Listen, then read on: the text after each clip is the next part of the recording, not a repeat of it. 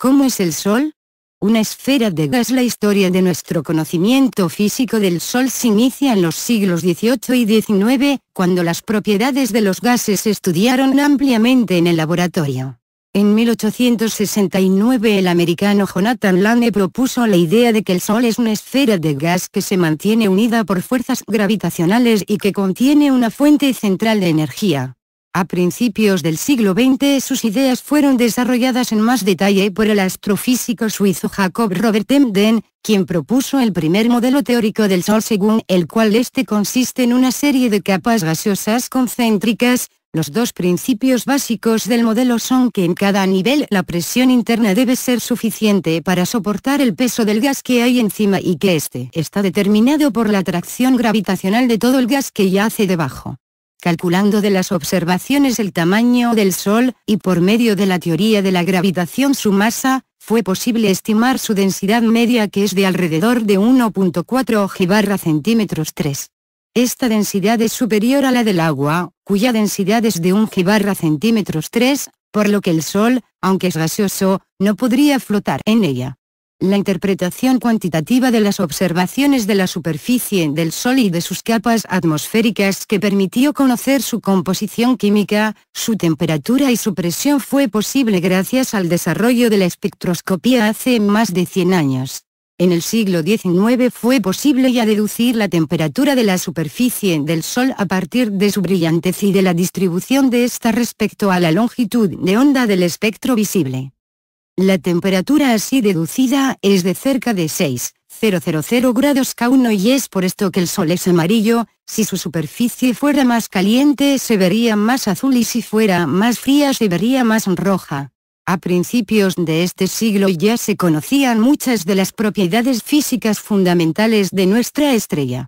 En 1874 J. Norman Lockyer publicó un voluminoso libro sobre el Sol a que con posterioridad se dio el nombre de física solar, por lo que esta era ya una ciencia madura mucho antes de que nacieran los científicos que se encuentran ahora activos en ese campo.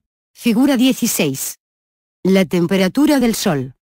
La temperatura del centro del Sol es del orden de 15 a 20 millones de grados C y disminuye hacia la superficie donde alcanza un valor mínimo de alrededor de 4000 grados C. Sorprendentemente, la temperatura a partir de ahí vuelve a aumentar llegando a un valor que rebasa el 1.000.000 de grados en la corona. Al disponer de mejores instrumentos para observar el Sol y de teorías más completas del comportamiento de los gases fue posible conocer mejor sus características y generar modelos más detallados y más satisfactorios. El desarrollo de la física atómica y de la teoría electromagnética en los primeros años de este siglo permitió hacer cálculos teóricos respecto de las características del interior del Sol. A. S. Eddington, Carl Schwarzschild, Subramanian Chandrasekhar, y otros, demostraron que la temperatura central del Sol debería estar alrededor de los 10 millones de grados, y que su densidad debería estar cercana a 100 veces la densidad del agua. Ahora se estima que la temperatura del núcleo debe ser aún más alta, entre 15 y 20 millones de grados. A pesar de su densidad tan alta, alrededor de 12 veces la densidad del plomo, la materia en el núcleo del Sol es gaseosa, y no líquida ni sólida, debido a la altísima temperatura. A temperaturas de millones de grados los átomos están completamente ionizados, es decir, ya no tienen ligados a ellos a sus electrones, sino que estos se mueven de manera libre en la gran agitación térmica.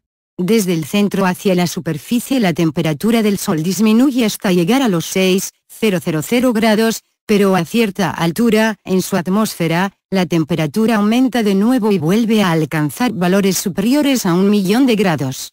Esta es una de las características más sorprendentes del Sol y de ella hablaremos con detalle en el siguiente capítulo. La mayor parte de la masa del Sol está concentrada hacia el centro, aproximadamente el 90% está en su mitad interior. A la mitad del camino del centro hacia afuera la densidad del Sol es igual a la del agua y en su superficie es tan delgada que tiene un valor menor a una 10 milésima de la densidad de nuestro aire. ¿De qué está hecho el Sol? Como se mencionó en el capítulo anterior, la espectroscopía ha permitido desde el siglo pasado la identificación de los elementos químicos que constituyen el Sol, y en tiempos más recientes la detección en el espacio de los rayos cósmicos solares ha ayudado también a conocer mejor de qué está hecho. En 1859 Gustav Kirchhoff logró identificar 8 elementos en el Sol analizando el espectro de absorción de Fraunhofer. En 1897 Henry Augustus Rowland publicó un mapa fotográfico de 12 metros del espectro solar que permitió identificar la presencia de 39 elementos químicos en el Sol. Con la extensión de las observaciones del espectro solar hacia el infrarrojo por un lado y hacia el ultravioleta por el otro, lo cual ha sido posible con el empleo de vehículos fuera de nuestra atmósfera y con el análisis de la composición de las partículas que el Sol lanza hacia el espacio, se ha podido constatar que éste se encuentra compuesto de los mismos elementos químicos que la Tierra, aunque en proporciones muy diferentes. La mayor parte del Sol es hidrógeno, aproximadamente el 92% de sus átomos son átomos de hidrógeno y casi todo el resto de helio. Los demás elementos son prácticamente impurezas, pues constituyen solo al 0.1% del número total de átomos. Sin embargo, tanto la espectroscopía como el análisis de las partículas emitidas por el Sol nos dan información solamente de la composición química de las capas más externas del Sol, la llamada atmósfera solar, pues es de estas de donde proceden tanto la luz como las partículas que registramos. La mayoría de las líneas oscuras de Fraunhofer se originan en las capas más bajas de la atmósfera solar, por lo que las abundancias derivadas de estas líneas corresponden a las abundancias en esa región. Las líneas de emisión solares, líneas brillantes, se originan en las capas altas de la atmósfera solar y por lo tanto reflejan las condiciones de estas capas. En el interior del Sol las abundancias relativas de los diversos elementos pueden ser diferentes y de hecho se espera que lo sean por consideraciones teóricas de los procesos que se supone que ahí ocurren. Así pues, las abundancias mencionadas en el párrafo anterior corresponden en términos generales a la composición global de nuestra estrella, aunque las proporciones no sean exactamente las mismas en las diferentes capas del Sol. Las capas del Sol. El Sol es una esfera de gas caliente, pero no una esfera homogénea, tiene una estructura diferenciada en capas concéntricas de diferentes propiedades. La superficie visible del Sol es la fotosfera, cuyo nombre quiere decir esfera de luz, y es una capa muy delgada, de aproximadamente 300 kilómetros de espesor, 0.05% del radio del Sol. Aunque parece que esta es la capa más externa, en realidad no es así. Cuando la brillante luz de la fotosfera es cubierta por el disco de la Luna durante un eclipse total de Sol, es posible distinguir dos capas superiores de tenue brillo pero claramente diferentes. La primera de ellas es una capa de luz rojiza llamada cromósfera, de aproximadamente 8,000 kilómetros de espesor. Por encima de ella se encuentra la corona, de tenue luz aperlada que se extiende hasta más allá de la Tierra.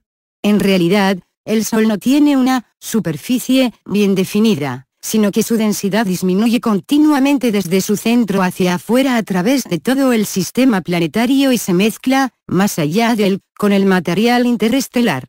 Lo que llamamos el radio del Sol es la distancia del centro al borde superior de la fotosfera, pero el Sol se extiende en realidad por muchísimos millones de kilómetros y hablando de manera propia deberíamos decir que la Tierra y todos los planetas se encuentran inmersos en él. Figura 17. Las capas del Sol. La estructura solar no es homogénea, el Sol está formado por diferentes capas sobrepuestas. Su parte central es el núcleo en el cual se genera toda energía, más afuera se encuentra otra zona donde esta energía se propaga en forma de radiación, y se llama zona radiativa, cubriendo esta se encuentra la zona convectiva, donde la energía se emplea en hacer circular el material desde el fondo de esta zona hasta la superficie del Sol. Por encima de estas se encuentran otras tres capas, la fotosfera, que es desde donde se emite la mayor parte de la luz que nos llega del Sol, la cromósfera que es una delgadísima capa de tono rojizo, y finalmente la tenue corona que se extiende hasta más allá de la órbita de Plutón. La estructura del interior del Sol no puede observarse en forma directa y solo puede deducirse mediante consideraciones teóricas a partir de sus características superficiales. De esta manera se ha estimado que su interior está diferenciado en 3 zonas. La más interna, que va desde el centro hasta una distancia de aproximadamente 2/10 del radio del Sol, es el núcleo, donde se produce de forma constante una enorme cantidad de energía. Esta energía es transportada hacia la superficie del Sol, primero en forma de radiación, por absorción y emisión de rayos X, y posteriormente en forma convectiva, por medio de burbujas de gas caliente que suben hasta la superficie. La primera región es la llamada zona radiativa, que se extiende desde 2/10 hasta 6 u 8/10 del radio del Sol, y la segunda es la zona convectiva, que va desde 6 u 8/10 del radio del Sol hasta la superficie. Del interior del Sol hablaremos con más detalle en el capítulo 7. Describiremos ahora someramente las capas atmosféricas del Sol, cuyas características serán también discutidas con detalle en capítulos posteriores. La fotosfera, la mayor parte de la energía solar que se recibe en la Tierra proviene de la fotosfera, que emite un continuo de radiación electromagnética, casi toda en el visible. Las capas superiores de la fotosfera también absorben radiación, produciendo el espectro de líneas de absorción de Fraunhofer que se superpone al espectro continuo de emisión. La capa baja de la fotosfera está compuesta por material parcialmente ionizado, en su mayor parte hidrógeno, y en sus capas altas el hidrógeno es principalmente neutro. La densidad típica de la fotosfera es de manera aproximada de un 10.000º de la del aire al nivel del mar, y contiene en total solo 1/5 de una billonésima de la masa del Sol. En la fotosfera la temperatura disminuye de abajo hacia arriba, desde 8,500 o superíndice K en su base hasta unos 4,500 grados K en la parte superior, y su temperatura media es de alrededor de 5,770 grados K.